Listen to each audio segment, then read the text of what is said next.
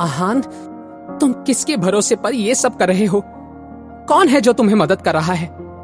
नहीं तो मॉम, कोई भी मेरी मदद नहीं कर रहा है। क्या तुम्हारे पास कोई बैकिंग नहीं है? तो फिर जेठ जी की बातों को मान क्यों नहीं लिया? अब शनाया ऑफिस में कैसे लौट पाएगी? जब मिसेस यामिनी गिल आहान को डांट रही थी तो शनाया ने आहान के पास जाकर उससे सवाल करते हुए कहा, आहान, तुम अपनी असलियत कब तक छिपाने वाले हो? मॉम को सब बता क्यों नहीं देते? शनाया किस सच के बारे में बात कर रही थी? मॉम, आहान आपको बताने के लिए नर्वस हो रहा है। एक्चुअली बात ऐसी है कि स्प्रिंग कॉर्पोरेशन का जो सीईओ है वो आहान का कॉलेज के टाइम का दोस्त है। मैं तो चाचा जी और शौर्य को घर पर देखकर हैरान ही रह गई थी, मगर बाद में मुझे याद आया कि यश मेहरा तो आहान का दोस्त है। जरूर आहान ने ही यश से मदद मांगी होगी और मेरी सारी टेंशन गायब हो गई। अपनी बेटी की कही ये बात सुनकर मिसेस यामिनी गिल का मुंह बन गया। क्या दोस्त है? तुम दोनों एक ही कॉलेज में थे, तो फिर वो इतनी बड़ी कंपनी में सीईओ कैसे बन गया और तुम कुछ नहीं कमाते? ऐसा क्यों? वैसे अगर तुम दोनों इतने पुराने दोस्त हो तो वो तुम्हारी मदद क्यों कर रहा है? जी, वो कॉलेज के दिनों में मैंने उसकी थोड़ी मदद कर दी थी, बस इसी वजह से हम पक्के दोस्त हैं। मॉम, आप परेशान मत होइए, उसने मुझसे वादा किया है, सब सही हो जाएगा। अगली सुबह पूरे गिल परिवार और उनके एम्प्लॉयज को इस बात का पता चल गया कि शनाया ने वापस आने की क्या शर्तें रखी थी। डोर बेल बजने लगी। मिसेस यामिनी गिल ने दरवाजा खोला, मगर जब उन्होंने देखा कि दरवाजे पर खुद आनंद गिल खड़े थे, उनके साथ नीरज गिल, शौर्य, शगुन और उसके पापा प्रकाश गिल भी मौजूद थे। जैसे ही आनंद गिल ने घर के अंदर अपने कदम रखे, वो एक एक करके सबकी तरफ देखने लगा। तभी मिसेस यामिनी गिल ने आनंद गिल के पैर छूकर कहा, पापा जी, आप कैसे हैं? क्या मैं आपके लिए चाय बना दूं?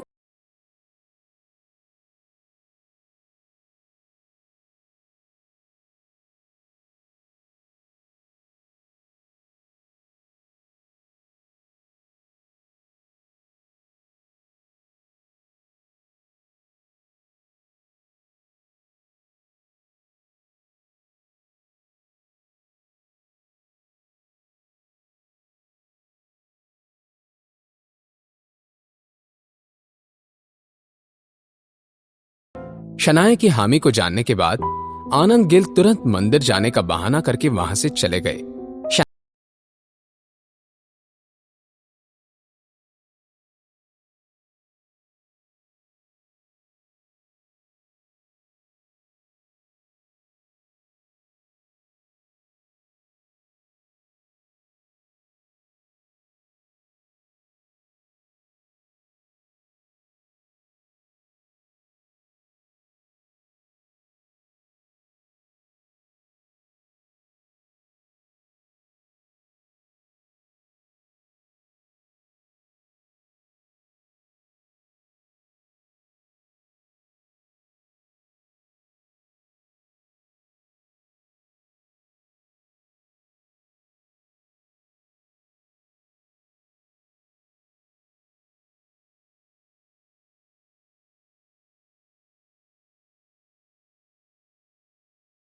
गई और यश मेहरा के साथ मीटिंग के बाद इस डील पर उसने काम ऑफिशियली शुरू कर दिया।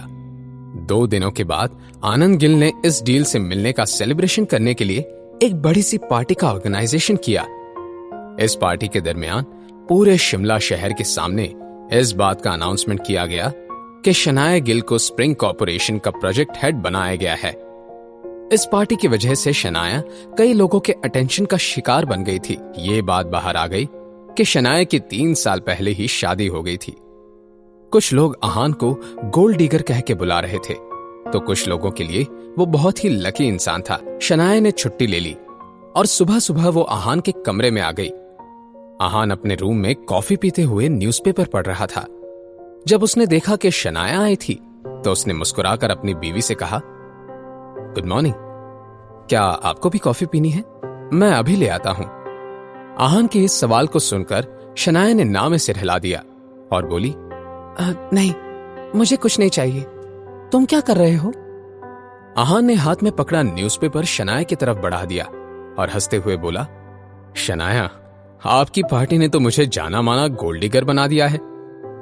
आहान ने यह बात बस मजाक में ही कही थी, लेकिन जब शनाया ने यह बात सुनी तो उसके दिल में दर्द होने लगा।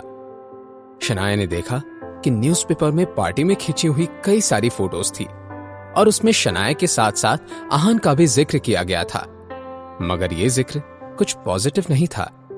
आहान के बारे में भली बुरी बातें लिखी गई थी। यह देखकर शनाया का मुंह बन गया। उसने मन ही मन में कहा, इस न्यूज़पेपर को अब एक नोटिस भेजना पड़ेगा। इनकी हिम्मत कैसे हुई आहान के बारे में ऐसा सब कुछ लिखने की। फिर शनाया ने आहान की तरफ देखा।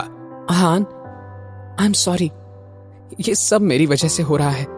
सच में ये मीडिया वाले तो बस राई का पहाड़ बनाने का मौका ढूंढते हैं, लेकिन ट्रस्ट मी, मैं ये सब ठीक कर दूंगी। शनाया, आप बिना वजह परेशान हो रही हैं। मुझे इस सब से कोई प्रॉब्लम नहीं है। आपको इतना ज्यादा सोचने की कोई जरूरत नहीं है। अब आपके कंधों पर काम की बड़ी जिम्मेदारी भी है, इसलिए आप मेरी फिक्र करना छोड़ दीजिए, ठीक है? शनाया को यह जानकर बहुत राहत मिली कि उसके हस्बैंड को उसकी कितनी चिंता थी, तो इसके लिए शनाया ने आहान की तरफ देखकर हाँ में सिर हिला दिया। शनाया को याद आया कि वो आहान से मिलने क्यों आई थी। उसने कहा, आहान, वो आ रही है? क्या शनाया के दिल में आहान के लिए फीलिंग्स पैदा हो रही थी? कौन आ रहा था? क्या इस इंसान के आने से आहान की मुसीबतें बढ़ने वाली थी? जानने के लिए सुनते रहिए पॉकेट FM।